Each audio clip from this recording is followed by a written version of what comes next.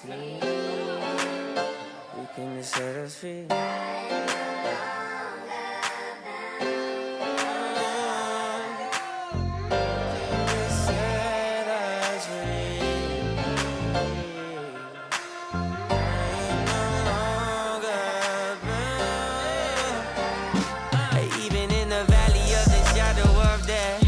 Can take rest, cause the living God is living in my chest.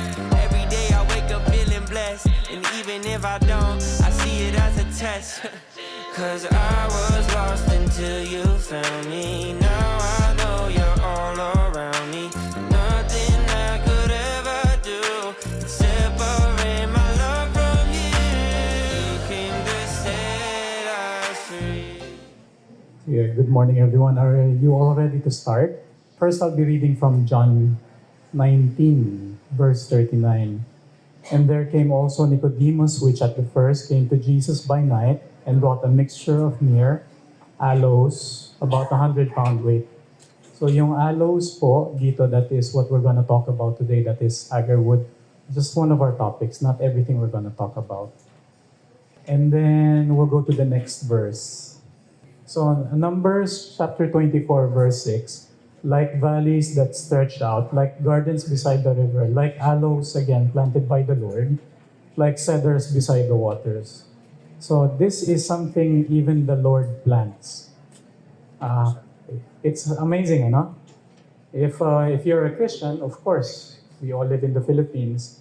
This is the topic we're gonna discuss is something central to our Christian belief. So welcome to today's mass or service. So the reason why we started with this is because the company has these agendas. The first agenda of the company is we would like to honor God the Creator.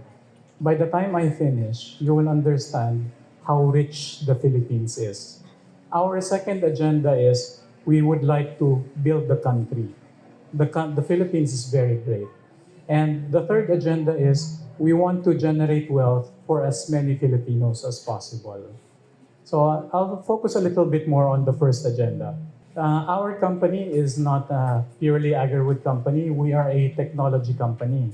We specialize in biodiversity restoration, meaning we plant native trees.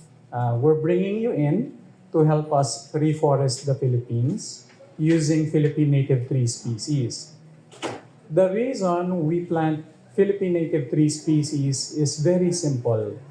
The native plants support native animals and insects. The native animals and insects support native viruses. Pag nawala yung native plants and trees, mawawala yung native animals and insects, yung native viruses, hindi mawawala. Kakapit lang siya sa susunod na hayop. Guess who? That is how we create pandemics like COVID-19. So what we are doing is pandemic prevention, among other things. So again, that is the reason why we are supporting biodiversity restoration. This is very important. Kasi lahat naman siguro nang nandito dumaan sa COVID-19, di ba? Yes, we're all from the same generation. Sige. The good-looking guy over there is me. I used to be a... I'm a retired surgeon. Ako po yung klase ng doktor na ayaw makita ng mga tao kasi if you see me, may mababawasang body part sa inyo. So it's like, ano yung term na yun? Parang mababawasan yung pagkatao nila if you see a surgeon. Now, I'm also a value chain expert for World Agroforestry and Asian Development Bank. When I say value chain expert, that means we develop business lines for anything related to agroforestry. So we consulted for World Agroforestry, Asian Development Bank, and DNR, and I was a medical research analyst for Novartis. This is important for you to understand what I say. Kasi as a medical research analyst, what we did was we conducted research, tapos we talked to, kinakausap po namin yung kapwa-doktor namin. We tell our doctors which research has good results, good data, and which research has walang kwentang data. Kasi merong mga ganong research, merong ganong information walang kwenta. So, that's a background of who I am. The objective for the first part, before I introduce you to the next speaker, is before we finish for today, we have to make you understand how blessed the Philippines is, how rich we really are. And the second one is related to financing. We need to give you options on how to manage your resources. Let me introduce you sa likas yaman ng Pilipinas. So this is jade vine. Maganda siya, di ba? Jade vine, we developed this for events, places, weddings, baptisms. If you put this in trellis in your properties, and if we develop this all over the Philippines, hulaan nyo kung ano ang magiging wedding month ng Pilipinas. Sasabay siya dito. If we develop it properly. Ang nagde-develop nito, hindi po Pilipinas. It is mostly Europe. This one is Bagras, rainbow eucalyptus. Marami niyan sa Mindanao. This one is beautiful 12 months a year. This is native and unique sa Philippines. So these are stories on how blessed the country is. Next. So this one is Malabayabas. Ganyan talaga yung itsura niyan. Pula talaga yan. If you encounter this in the forest, you did not know there was a Malabayabas there, akala mo na engkanto ka. Ganyan siya kaganda. So, if we had this in Rojas Boulevard, sigurado yon sa Rojas Boulevard, dinadayo na tayo ng turista. Malabulak. This one flowers in January and February. Marami pong malabulak. Bulacan area, marami. The picture on top is a Malabulak Park in China. Kasi meron din silang malabulak. And then, the picture on the bottom is a Malabulak Park in Taiwan. Kasi meron din silang malabulak. Ang Pilipinas, wala. Pero marami tayong malabulak. So, magaganda yung flowers natin, di ba? Ba't wala tayong parks? Kagaya ng China and Taiwan. So it's just, we need to manage our resources properly. Sige, next po tayo. This is the second most beautiful flower in the Philippines. It's called balay lamok.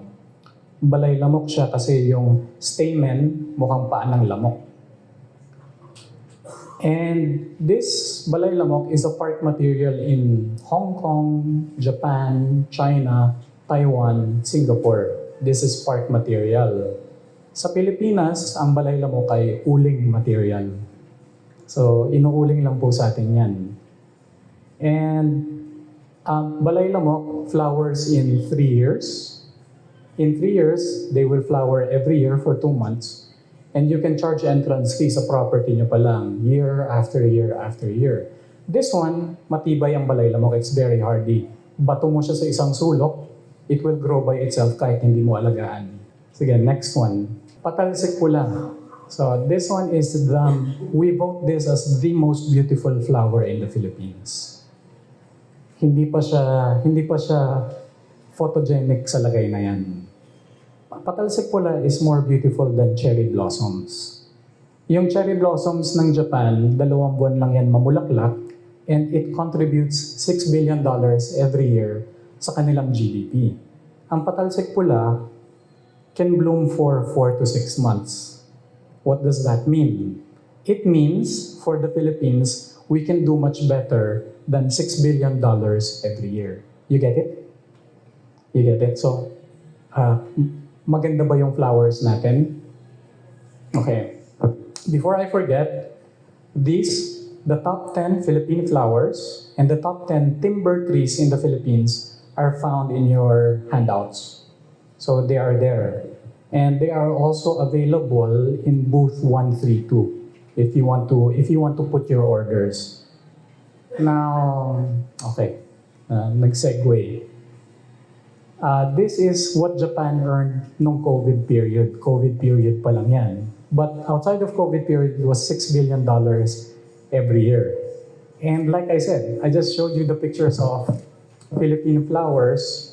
Mas maganda po yung sa atin. Di ba? You saw it. Mas maganda po yung sa atin. We can do better than that. So, if you put it personally, kasi you all own farms or most of you do. So this is what it looks like if you put it in your farm. What you're looking at, let me explain. You plant now, that's year one. It will not flower until 3 to 5 years later. Once it starts flowering, you can generate 100 to 1,000 visitors per day. So if you are generating, depending sa parking tsaka accessibility, if you are generating 500 visitors per day, sinisingil nyo sila ng 100 pesos entrance fee per person, and you are open for 8 months a year, guess how much you're making? Clue. You'd be making, yung 1 hectare nyo would be making 11 million pesos per year. So you planted them now, 1 hectare, and then hinayaan mo lang siya mag-flower, you wait for 3 to 5 years, and then pag pumapasok sila, 100 pesos per person lang ang singil mo, and that's 11 million pesos per year. Every year. This is very simple, di ba? This is how Japan, China, Hong Kong, Taiwan, Singapore, unfortunately, all our Asian neighbors, that's how they do it. And the Philippines, we should be doing it. We should be doing it. So, entrance fee pa lang po yung 11 million pesos. If you have a restaurant inside, if you have a souvenir shop inside, then you multiply your income several fold. So, does that make sense? And is that easy? Is it easy to do? It's quite easy to do. So, since we're in the topic of profitability, I'm going to jump sa timber species, yung isa pa nating riches. The ones in gray, yung gray, exotic species po yan. Gemelina falcata mahogany. Hindi po yan galing sa Pilipinas. Yung yellow, galing po yan sa Pilipinas. Nara, nato, white lawaan. You look at Gemelina, it's harvestable in 5 to 10 years. You look at white lawaan, it's also harvestable in 5 to 10 years. Magkasing bilis lang. But look at the price. Look at the income per hectare. Ang Gemelina mo, 5 to 10 years, pero per hectare is only 1.4 million. And then, ang white lawaan, when I was doing timber trading back in 2012 and 2013, ang bentahan ng lawaan timber was 80 pesos per board feet. I don't know how much it is right now. It's much higher. Pero at 80 pesos per board feet, yung 1 hectare mo is already 3.8 million. So, what are we pointing out? What we're pointing out is instead of planting exotic species, mas maganda yung Philippine natives and mas profitable ang Philippine natives. So, there is a better option for us. Aside from that, you are not promoting pandemics. You remember why we plant native species? Because of pandemic prevention. You are promoting biodiversity. This is a comparison between Philippines and New Zealand. Sorry, medyo binubugbog ko yung comparison ng bansa natin. It's helps us realize what we have, and what we can develop. So, New Zealand focuses on the production of radiata pine. Radiata pine is 30 years to harvest. 30 years. Ang benta ng pine wood sa Wilcon Depot ay 90 pesos per board feet. 90 pesos per board feet. 30 years to harvest. Samantalang ang Pilipinas, we have white lawaan. Ang white lawaan, binebenta sa Wilcon Depot as Meranti. Ang Meranti, pag binebenta sa Wilcon Depot, binebenta siya at 240 pesos per board feet. 240 pesos per board feet harvestable in 5 to 10 years versus 90 pesos per board feet harvestable in 90 years. Despite that, how much did New Zealand earn noong 2018? It earned 312 billion pesos from the wood industry. And how much did the Philippines earn? We earned negative 15 billion pesos. Why? Because net importer po tayo. Pero, look at what we have. So again, the Philippines is very rich. We just need to manage our resources properly. White Lawaan, this is proof of concept. Yung nakikita nyo sa picture, tinanim ng kakilala ko si Andres Pedregosa, it's 21 years old. Yung nakayakap dito, hindi po yan mga bata. They are 2 full-grown adults. Maliit lang silang tingnan kasi matangkad yung tinabihan nila. Moral of the story is, pag nagpapapicture kayo, huwag kang tatabi sa matangkad, liliit ka. But it's 21 years old. The value of the tree at 80 pesos per board feet is already 300,000 pesos hanggang 500,000 pesos. This tree on the picture, that's already 300,000 to 500,000 pesos. Now, yung group namin pumunta sa South Cotabato. So, Cesar was there. And kausap namin yung mga tibuli. Yung white lawaan, pinuputol nila yung white lawaan, pinapalitan nila ng mais. Imagine this. This is a 300,000 pesos tree. Puputulin nila, papalitan nila ng mais, tataniman nila ng mais. You know why? Kasi they cannot monetize it. So, corn, they can monetize corn. And hindi naman natin sila masisisi kasi they need to put food on their tables. And since they cannot monetize white lawaan, papalitan nila ng corn. And do you think this happens only in South Cotabato, Tibuli area? No. This is a mindset which happens all over the country. Ang iniisip ng mga kababayan natin, puputulin ko yung puno kasi hindi ko mapepera, tataniman ko ng mais kasi mapepera ko ang mais, o kaya tataniman ko ng exotic na mahogany kasi pwede kong perahin ang mahogany. So, ang mangyayari sa atin, pag gising mo one day, wala ka na sa Pilipinas, ang mga tanim mo, puro mga Chinese na. Ganun yung mangyayari sa atin. And that's how pandemics happen again. So, next picture. This one, in South Cotabato, what we did is, our specialization is, you have land. We know how to navigate the legalities. We know how to monetize what you plant.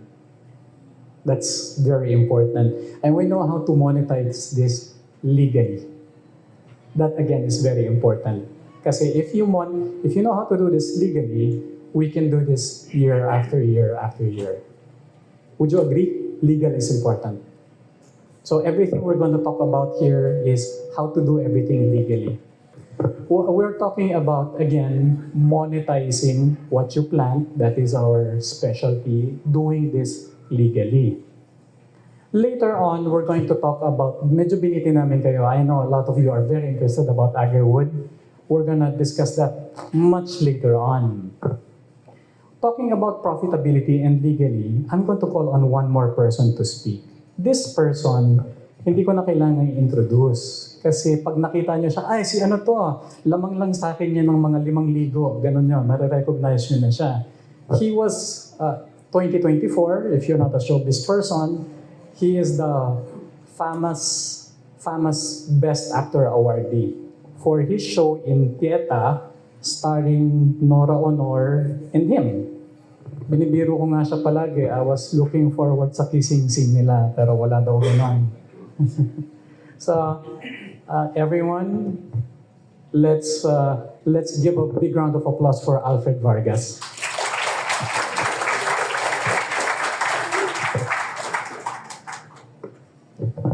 Thank you very much for that very generous introduction, Doc Ephraim Cercado. Palakpakan man natin si Doc Ephraim. Well, if you asked me several years ago that I would be standing here before you today, I would have said, oh, it's impossible. Parang it was very unlikely. But today, I'd like to tell you, I'm here today before you because I am a Filipino and I love my country very much. And for me, one of the best ways to love your country is by taking care of the environment and Mother Nature. And giving something or leaving a legacy to your children. I am a father of 4, 3 girls and 1 boy. And there's something about trees that has mystified me ever since I was a kid. And napansin ko, kapag kapiling ko yung mga puno, mas mabilis ako mag-isip. I can think better, I'm more at peace, I'm more relaxed. And I actually like being in Baguio more than being in Boracay. And there's also something about trees that really amaze me and parang gives meaning, and I don't know, probably the spirituality in it. So, what's my journey? So, hindi po ako laki sa farm. Wala po akong chopper, wala po akong Ferrari. Hindi po ako laki sa farm. Pero I like being in farms because my father was a sabongero. And he had this farm in Santa Maria, Bulacan and North Sacagay, Bulacan. And sabi ko one day, I want to be a farmer. So when I did several shows, I used to be a full-time actor. Ngayon, medyo malusog tayo ngayon because I used to be a full-time actor. So every time I would finish a telenovela or movie, I would invest my earnings to buy properties. And some of the properties are farms. So nakapagpundar po tayo ng kaunti. And I started with high-value vegetable farming. And I loved it. There were times that our shootings would finish at 5 a.m. and in Batangas, and I will go straight to my farm in Bulacan just to look after my farm. But of course, like many of you here, you must have experienced horror stories in farming, and I am no exception. Diba? So, ang ganda ng tubo, ang ganda ng pagtubo ng mga gulay, and when it was harvest time, pagdating ko sa farm, they were all gone. Diba? They were all gone. Tapos yung mga kausap ko sa palengke, nakita ko rin my own harvest, nando na iba na yung nagbenta. So, super horror story sa akin. So, I was very disillusioned. So, what's my learning? What lesson did I learn? I paid a horrible, hefty amount of tuition fee just for one simple learning. Kailangan kung mag-agri ka, hands-on ka. Diba? It's not enough that you trust the people, but you should be there. And I'm an actor and I'm a public servant. I'm a policy maker. So I really had no time. Diba? I was heartbroken that time, so nag-break muna ako through the years, or for a few years. Then, later on, bumalik yung interest ko. And my learning was, dapat you have time and dapat nakatuto ka. Kasi it's no joke, especially the investments, capital outlay. Okay? So now, I decided, sabi ko, pipili na lang ako ng sideline or another hobby that will not really require much of my time. Yung pwedeng iwan mo na lang dyan. Tapos, after a few years, konti lang yung capital expenditure mo. After a few years, pwede ka mag-harvest. So, I researched about the sustainable tree farmers of the Philippines. Yan, sumali ako sa group na yon. And pumunta ako kila Mario Sebastian, yung Mars Tropical, and they showed me. Tapos doon ako na-inspire. Okay? So, it is also in Sustainable Tree Farmers of the Philippines group where I luckily met Dr. Efraim Cercado. Pero, only to realize that after planting tens of thousands of mahogany trees, merong mga 7 or 8 years old na sila ngayon. Okay? Parang mga feeling mo, di ba, pag nagtanim ka ng puno, parang mga anak mo sila. Okay? It was only after planting tens of thousands of mahogany trees that I realized, yung sinabi rin, Doc, wala masyadong Pilipinong ibon ang naninirahan sa mga mahogany trees. Sabi ko, ba't ganun? Kasi, in-explain din sa akin ni Doc, yung same thing he said a while ago. Ang first line ko pa naman kanina, I'm here because I'm a Filipino and I love my country very much. Naawa naman ako sa mga Pilipinong ibon. Di ba? So sabi ko, that's when our conversation started. And that's why napadpad ako sa Agarwood, which we will be discussing later with Doc M. So in my other farm naman is in Bulacan. So we started this small farm in Agarwood farm in Bulacan, in San Jose, Bulacan. So it's supposed to be doon dapat yung rest house ko, doon dapat pero now that I have access in technology through dendrotonics, sabi ko, tara, let's try this out. And just like most of you, I'm also a beginner in Agarwood. But I started 4 years ago ba? 3 or 4 years ago. Okay? And nakakatuwa siya. And I'm a beginner, pero I would like to say, thank you to DENR.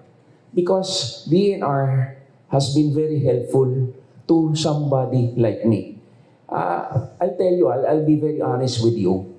Nahirapan ako in all the legalities because I was just trying to navigate through the bureaucracy. And even when I was a congressman that time, kahit ako nahirapan din ako. Pero in the end, what I would like to say is that it's all worth it. We have to always partner with DENR because DENR has so much to offer us, lalo na in developing our agroforestry industry. So I hope lahat tayo rito, we have several hectares together, thousands of hectares together, pagkasama-sama. Let's help each other because this is the industry is still at its infancy stage. Tapos let's keep open communication. Tapos magtulungan tayo sa technology, magtulungan tayo sa experiences. And ako, for example, ito, nagulat ako. DNR asked for a land transport permit. Okay? Check tayo dyan. Proof of ownership ng land. Check. And barangay certificate. Certificate of expertise for Agarwood. And the official receipt. And many other documents plus several other meetings and inspections that lasted more than 24 months. Okay? So what's my message here? It's all worth it kasi I'm happy na with my farm. Ang sarap ng pakiramdam kapag ang nagbaback up sa'yo, gobyerno at saka DENR. But I tell you, it's not easy. But right now, we have existing laws that are adequate for us to be able to develop the agroforestry industry. But further improvements of these laws or new laws will be required as we grow together. So yun ang tinitingnan namin nila Doc M, Doc Ephraim, because we will need your voices. Okay, kailangan natin yung boses ng industry for us to be able to, coming from a policymaker, for us to be able to be stronger and really have a voice in influencing for good policies and good Republic Acts, in enacting Republic Acts. So, for me, I'm hoping that we have not exported yet, diba? But I'm hoping in the next few years with the technology that we have, and you're all welcome to visit us, diba? Share namin yan sa dendrotonics. I'm hoping that in the next few years, we will be able to really export our very own Agarwood. Para imbis na nakikita mo sa mga TV patrol, tsaka sa 24 oras, putol lang sila ng putol. Some of the Agarwood, kasi we all know it's very valuable. Yung ibang napuputol nilang puno, hindi pala Agarwood. Akala nila Agarwood tree. Yung iba naman, walang Agarwood, yung pinutol nila. And here, I don't know if we will be able to discuss together how would we will be able to plant our own trees and harvest them and really help our reforestation efforts and help the protection of our environment. And while also making sure that our family okay naman at saka secured yung family natin. And tingin ko, in loving our country, that's the best. No? Mahal mo yung bansa mo, pinoprotect mo pa yung environment, nakakatulong ka pa sa trabaho, tapos kumikita ka pa para sa pamilya mo. And kung wala ka na sa mundo, yung mga anak mo naman yung makikinabang. And for me, that's one of the best ventures to get into para magkaroon talaga ng meaning and purpose ang buhay mo. I'm glad that you are here today and thank you very much. And sana sama-sama tayo together in growing this industry because the demand for Agarwood in the world, galing pa sa Bible. Okay? Agarwood is stated in the Bible. Ganun ka-importante yung Agarwood. Sana lahat tayo magtulungan because the demand is bottomless dito sa Agarwood. So thank you very much. I now return the mic to our Dr. Efrain Cercado. Thank you, Alfred. Thank you for showing us na what is important sa kanya. It's not just monetization, it's also about legacy, saka yung family. His farm is 3 years old, inoculated na yan. So it's gonna be part of the first legal sales coming out of the Philippines. Hopefully next year, 2025. Okay, so here is the next part of our discussion. So dive deep na tayo into Agarwood. The objective of our next set is to discuss how you can make conservatized 40 million pesos per hectare every 5 years. Some of you have been with me in some discussions before. What you are going to see is more conservatized. I hope that's okay with you. So again, legally doing this. So next. We started the awareness campaign 2018. Lumabas yung first documentary on Agarwood sa GMA Real Time.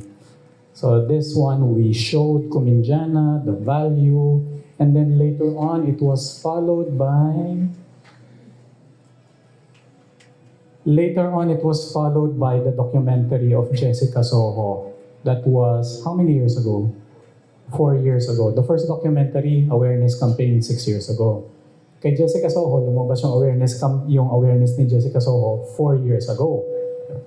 If you haven't watched this, yung range ng binibili sa mga Pilipino na Agarwood is 50 to 300,000 pesos per kilo. Yun yung presyuhan sa kanya. So it was well watched, 10 million views. Ang epekto nung programa ni Jessica Soho, nung lumabas to, ang nangyari, nalaman ng police, DNR, customs about Agarwood. Saan, hulaan niyo kung anong nangyari. Nagkakahulihan. So yun yung nangyari. That's what the awareness campaign brought. Next one. And then 2021 was the documentary coming from agribusiness naman. So we started the awareness campaign 2018. Medyo matagal. And we were developing the industry as you see it now. Nung time na to, mahirap kasi hindi rin admittedly, hindi lahat ng departments ng government I won't say any department name and familiar doon sa processes. So, starting the business also, nilapitan namin yung mga venture capitalists, mga investors, carbon credit companies. Walang gustong tumulong, walang gustong mag-invest dito. It's a very new industry in the Philippines. Then next. So, here is where the company is right now. Dendrotonics is the biggest and most trusted agarwood company in the Philippines. I think we are the only registered agroforestry company. We have more than 70 plus contracts nationwide, and we have 144 plantation sites. We started noong 2021, 4 plantation sites. Kasama yung kay Councilor Alfred Vargas. 4 noong 2021. It's 2024 now. We have 144 plantation sites nationwide. You count them all the way high Benguet, all the way down Zamboanga, South Cotabato. And we are the industry standard for survival and growth rate. across the... So imagine this. Nagtanim kami in 144 plantation sites since 2021. More than 80,000 trees na yung natanim namin. The survival rate for those trees is 88%, which is pretty decent for planting, 88%. But binilang namin yung mga original mistakes nung nagsisimula kami. So may mga tinatawag kaming wipeout. Tinanim mo, mahigit kalahati namatay, binilang namin yon. Pero despite counting all of that, 88% survival rate is pretty good. So, again, I'd like to remind everyone, doing this business ethically, legally, and above board is very important. May mga lumalapit sa amin. Dok, may Agarwood po kami. Baka naman pwede natin ibenta. So, I'm sure, may humingiti. So, you have some experience. So, sabi namin, okay, kailangan natin gawin legally. Kailangan may papeles. Dok, hindi na kailangan. Sanay po yung lugar namin sa illegal logging. Kaya po namin ilusot yan. So, okay. So, tinanong namin sila, nung nag-illegal logging kayo, may humaharang sa inyo, di ba? Meron po. Binabato lang namin ng 100, 200 pesos. Okay. Na-experience mo na yung may kaaway ka, humarang sa'yo. Kahit batuhin mo ng 500, ayaw tanggapin. Nakaka-relate ba kayo? Do you understand what I'm saying? So, ngayon, sabihin natin, ang binababa mong kargado ay 10,000 pesos per kilo lang. Magbababa ka ng 100 kilos. Sa tingin mo, sino ang haharang sa'yo? So, sabi niya, si department na ganyan. Let's not name names. Si department na ganyan. Si politician na ganyan, pwede akong harangin. Yung mga politicians dito mababae.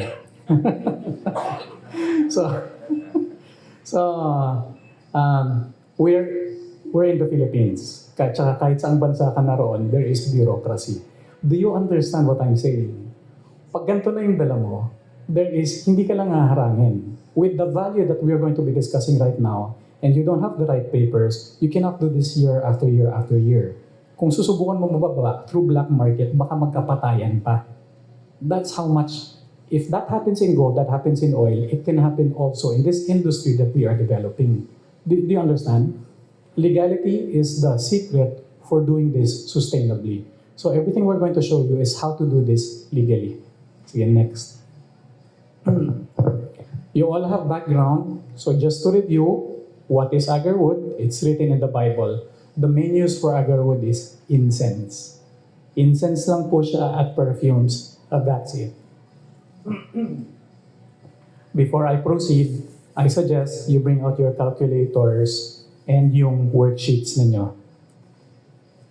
Para at least you get the feel. I-ready lang ninyo. Then next. So ang tawag nito sa Middle East, oud. The only reason Agarwood or oud is expensive is because nakasulat ito sa Quran. Muhammad states in Quran that the Islam race has to use this daily in their rituals. Daily. We will be shipping an export sample to UAE, several hundred grams, galing sa Philippines. Yung kausap namin mga Arabo doon, sabi sa amin, ilan po yung dadalhin ninyo? Several hundred grams.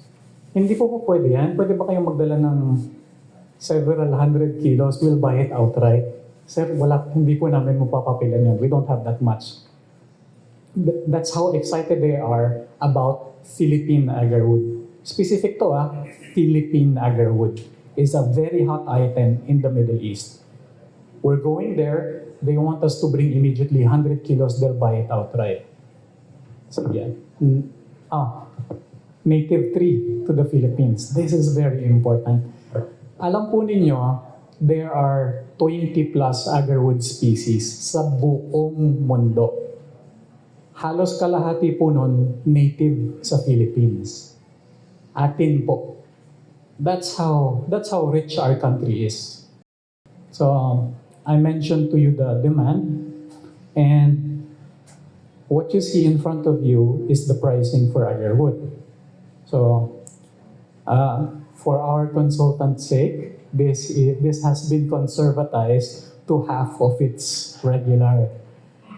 Okay, this is very conservatized. The one you see on top is the legal international prices.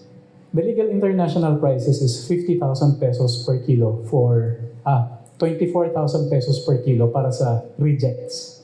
Rejects po yan. The highest quality of agarwood is 100,000 pesos, 100,000 US dollars per kilo. This is about 5 to 6 million pesos per kilo. Per kilo po yung pinag-uusapan natin, kahoy po yan, yung agarwood chips. These are documented prices. Nasa baba po yung references. So again, these are documented prices. Some of you have done your own research. Some of you have received the references. So hindi po, we are talking about actual existing prices. You go to the bottom table, this is the informal market prices. Ano ko ba ito hawakan? So yung informal market prices, 200,000 mababa na po yun, bilihan sa Pilipinas. Walang papel. Ilulusot po nila yan. And yung ceiling price, yung high-end na bilihan sa Pilipinas is 900,000 pesos per kilo. Pero bibihira po yan. So, for our sakes, hindi po natin gagamitin ngayon yung 200,000 pesos na bilihan. Is it okay with you if we conservatize it? Gagamit tayo ng mas mababa. Okay lang sa inyo, ha?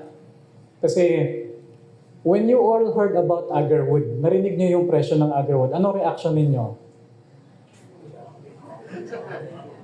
It's too good to be true, di ba? Oh, I don't blame you, I don't blame you. Parehas rin yung reaction ko. We all had the same reaction. Pero, it warranted further investigation. Baka naman totoo. So, proceed po tayo. We'll only, instead of using 200,000 pesos per kilo, we will only use 25%, 50,000 pesos per kilo. Yan po yung yellow line on your screen. At 50,000 pesos per kilo, yung 1 hectare ninyo can produce 40 million pesos after 5 years. Would you like me to repeat that? This is the agriculture product, this is the agroforestry product which produces the most income per hectare in the whole world.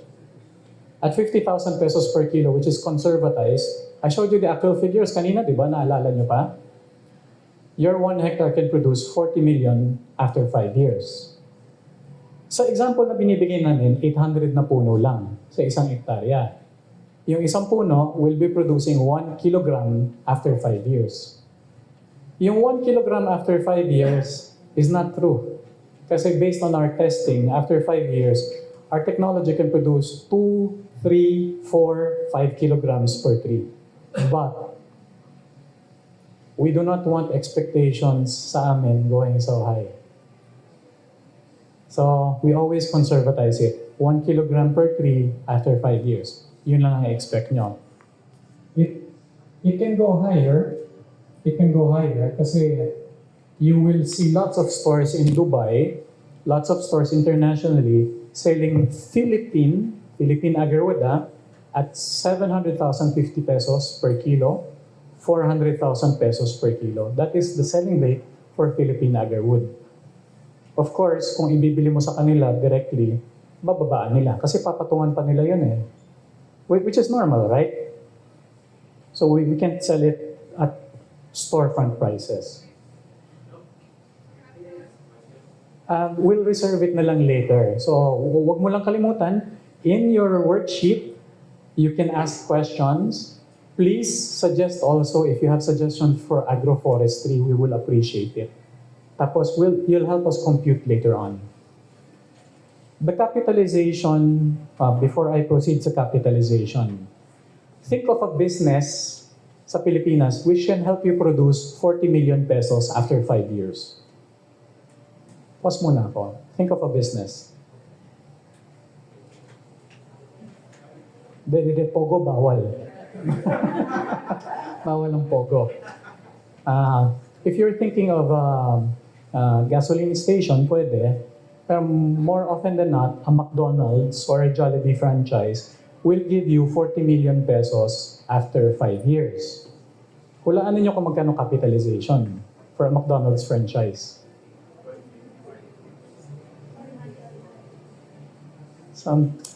According to industry standards, it's $1 million. So around, magkano yan? 56 million pesos. Franchise fee. Hindi pa kasama yung infrastructure, yung headache sa tao, utilities, rentals. So magkano ang capitalization mo? And your ROI is 40 million pesos after 5 years. So siguro nasa 70 million pesos ang capitalization for a McDonald's franchise. It will give you 40 million pesos after 5 years. So what is the capitalization for this business? It's on your screen. The capitalization for this business is 2.2 million pesos. It will produce for you 40 million pesos after 5 years. Without all the headaches. Without all the headaches. Now, since Dendrotonics ang nagpe-present sa inyo ngayon, please note, kung ano man yung ginastos nyo, yung 2.2 million pesos, pag kumita na, babalik namin yun sa inyo. And then, yung net profit, it will undergo a 40-60 profit sharing. So we get 40%, you get 60%. Clear? Sige, I'll proceed. Secret number 1, is this all true? We've sent you the references. Tapos, our dear celebrity environment consultant has just told you how difficult the process is. Inabot siya daw siya ng 2 years. Nakita ko yung mga patak ng pawis nyo habang sinasabi niya yun. Thankfully, out of the 140 partners that we've had, mga 30 na yung nakapag-submit ng registration. And 12 of them already have their registration from DNR. Yung registration na yon is step 3 out of the 6 steps bago ka makapag-export. And all the other Agarwood growers out there do not understand that whole legalization process. That is just step 3 before you can export. This is Dubai Agarwood Trade 2023. Dubai Agarwood Trade. Look at the price. What is 100,000 dirhams per kilogram? 100,000 dirhams per kilogram is equivalent to 1.5 million pesos per kilo. This was 2023. So that was high end. Again, rare yon, rare. Nung sinasabi niya kanina, nahirapan siya, I hope you understand the very fact na nahirapan siya na, who is a celebrity and is a counselor, what does that mean? That means that the process is real. The legalization process is real. And if you try to do this now, you'll encounter the same thing. But the good thing about experiencing difficulty means it is real and kaya siyang gawin legally. Please understand, the legalization process, based on our experience, is not really difficult. It's just matagal. Parehas ba yun? Parehas. Pero, pag nauna na yung first registration, yung mga susunod na registration, mas madali, mas mabilis. So, konsuelo po sa atin yan. This business is legal. We all have to go through DNR. So, legal difficulty is good. And I hope you agree. It's good. Now, the second secret. Sinong pwedeng gumawa nito? So, can I do this? The first, I didn't show it here. The first is cost. The national average price per seedling is 515 pesos isa. Expensive, di ba? Expensive. It's going down as the years go by, but right now it's expensive. Now, look, there's lots of lack of reliable information. May mga scams. So, if you're into Agarwood, I'm sure some of you here have experienced being scammed. So, I'll take that as a yes. And yung iba, they just want to sell you seedlings. That's how they make money. So they sell you seedlings. Pag tinanim mo, mahigit kalahati, mamamatay. They don't understand how. They don't understand the propagation system. And yung iba, alam nila legalities. Akala nila if you have this type of document, makakapagbenta ka. No. It's not like that. And akala nila, basta magtanim ka lang na magtanim, makakabenta ka. Unfortunately, according to DNR, no, it's not like that. Kahit magtanim ka na magtanim, if you don't have the proper documents, sayang lahat ng pera mo, sayang lahat ng pagod nyo. Am I making sense? So, I'm not dissuading you. I'm just explaining matter of facts. And if you want to do this, you have to understand this. Yung inoculation is a secret between companies. Marketing and sales is even more difficult. Now, marketing and sales. Our buyers in the Middle East want 100 to 1,000 kilograms every month. 100 to 1,000 kilograms every month. Ibig sabihin, if you have 1 hectare, meron kang 1,000 trees, pag-harvest mo, wala ka ng pang-supply next year. So the export and permits makes it difficult already for 90% of the people in this room. Let me repeat myself. The export permits and licenses already makes it difficult for 90% of the people in this room. I'll help you digest that later. Yung sales contract is already difficult to get. Yung volumes is already difficult to get. Kung hindi ka marunong ng marketing, kung hindi mo masusupply yung volumes, you cannot good contract, you cannot get good price. Understand? Those are just facts of business. So what am I saying? What I'm saying is, I know some of you are very confident and very capable. You think you can do this business by yourself. It's difficult to do this business by yourself. That's why even Dendrotonics is an aggregation of 140 plantation sites. Kasi pag supply mo ng 1 hektarya mo, wala ka ng kasunod na benta. That's how business works. Now,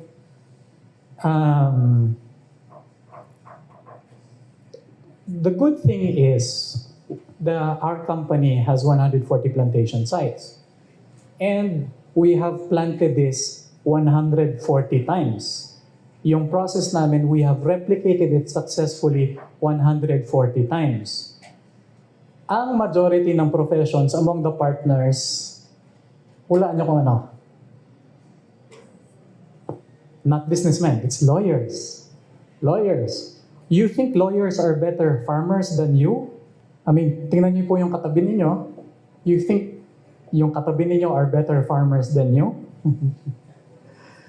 The good thing about this is the process is very simple. What we have been able to prove across 144 plantation sites nationwide is replicable yung system, yung technologies. You can do it. This is professional proof. Kahit masyado kayong edukado, okay lang. Kahit hindi kayo initially farmer, it's okay. The only time our system does not work is pag hindi siya sinunod properly. That's the sure way for this not to work if our system is not followed properly. So it's quite easy for anyone to do. All it takes is somebody with a high school level. What you see on your screen is what a traditional 5-year-old tree looks like. That is how big a traditional 5-year-old Agarwood tree looks like. This tree is 2 years old. Both sides. Both sides of the nice-looking gentleman in the middle. So, yan po ang itsura ng traditional 5-year-old tree with traditional technology. Sa amin, technology namin, that's just 2 years old. That's one of the reasons we are able to produce Agarwood already by year 2. Some examples of our technology. We don't have a name for our technology, and we're just going to compare it with traditional technology. So traditional technology is the one on the right side of your screen. Let me put it in a tabular form. The yellow column is our technology. Lapit na pala, sorry. Bibilisan ko na lang para may question and answer pa. So, look at the harvest cycle. The harvest cycle is 2 to 5 years sa amin versus 7 to 12 years sa traditional technology. Now, I'm going to ask an obvious question again. Look at the harvest cycle. Importante ba sa inyo ang oras nyo? Oh, great. No further questions, Your Honor. How much time do you have to contribute significantly to society? How much time do you have to do the things you've always wanted to do? So I got asked those questions when I was in New Skin. Sumali ako sa multi-level marketing. Pero those were nice questions. Ang tanong nila sa akin, do you want to keep working your whole life or do you want to spend time more with your family? Of course. Do you want to spend more time working or do you want to spend more time doing the things that you've always wanted to do? Of course, di ba? So, is your time important to you? You all have important goals. What we are saying is we can help you get there faster. Majority of our quality production is grade A versus reject sa kabila. Andyan yung presyo nila. And volume production, mas malaki yung volume production namin versus traditional technology. So, what's the bottom line? The bottom line is, di ba, you get 60%? Your 60% looks like 21.6 million hanggang 324 million pesos per hectare on year 5. Silence. Would you like me to repeat that again? Your 60% looks like 21.6 million pesos hanggang 324 million pesos per hectare on year 5. We are the only technology in the Philippines which can produce this. Your only other option is traditional technology. If you get 80% profit margin ng traditional technology, it can only give you 9 million to 14 million pesos per hectare. But you have to wait for 7 to 12 years. I hope you see the difference. The difference in time and profit, it's quite glaring. And the difference in time and profit is spelled by technology. We are not an Agarwood company. We are a technology and research company. These are all our other products. We're not purely into Agarwood. We are all biodiversity talaga. This is my last slide. We can have more time for a question and answer. What exactly are we offering you? So what we are offering you is a business which produces 40 million pesos per hectare every 5 years. We are offering you this kind of business which has a quick ROI in a span of 2 years, 2 to 3. So, again, this business is legal and ethical. So, legal and compliant. Legal and compliant is good. It's very important for you to be able to do this year after year. And we give you the whole value chain. So, we provide the whole value chain. Planting materials hanggang sales, hawak na namin. So, that's very important. The whole value chain is important. Kasi, if you do not understand the whole business, you are likely to fail. Is that true? Oo. Pag nag-fail yung business mo, dahil hindi mo alam, malamang hindi mo na rin alam kung bakit nag-fail yung business mo. That's a matter of fact. So, understanding the whole value chain is important. That's why we hold planting material supply, everything until sales and marketing.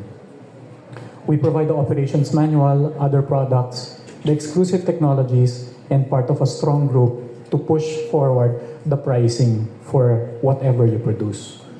It is not only limited to Agarwood, it also includes timber, everything else, the whole value chain for agroforestation, reforestation. And remember, the reason we are doing this, the money is important, but the next generation, reforestation, and generating wealth is important, di ba?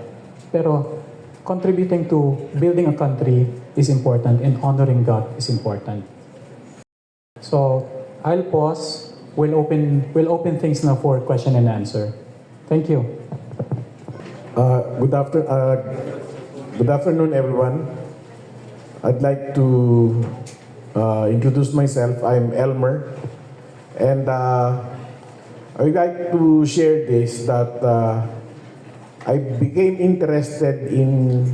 My curiosity was piqued by Agarwood the first time naka-encounter kami ng case. But I'm the chief prosecutor of Pasay City. May nahuli sa airport. Obviously, lahat ng nahuhuli sa akin dinadala. Pinapailan ko ng kaso, pinapakulong namin. May nahuli sa airport na trying to smuggle something. Wala akong idea kung ano yung Agarwood. Nahuli sila ng composing team ng NBI and DENR. Isang supot lang ng cropek, maybe roughly around less than a kilo. Tapos sa chain of conversation nila, when they were busted, ang selling price nila, black market at that time was around 300,000 pesos. So nung dinala sa akin ng fiscal ko yan, sabi ko, ano to? Puro tabla-tabla lang ito eh. 300,000. But obviously, it was Agarwood. So it came from an illicit source. Those guys were sent to jail for violation of DENR, NIPAS Act, and other relevant laws, no? So yung sinasabi ni Doc na legality is very important. Otherwise, you go to jail. Secondly, since nakita ko mahal ang presyo, sabi ko, magtatanim na rin kami. So, that brought me here to this seminar. So, thank you. Welcome to the club. Unfortunately, everyone, pinapalayas na daw tayo. Ang dami daw nating tanong. So, thank you for attending. Booth 132 will be here until October 4. So, you can schedule individual talks. 132.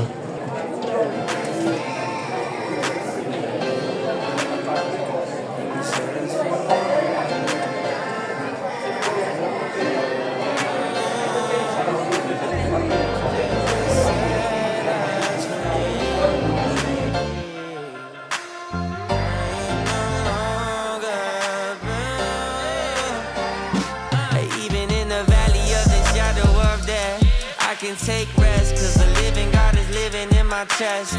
Every day I wake up feeling blessed, and even if I don't, I see it as a test. Cause I was lost until you found me. Now I know you're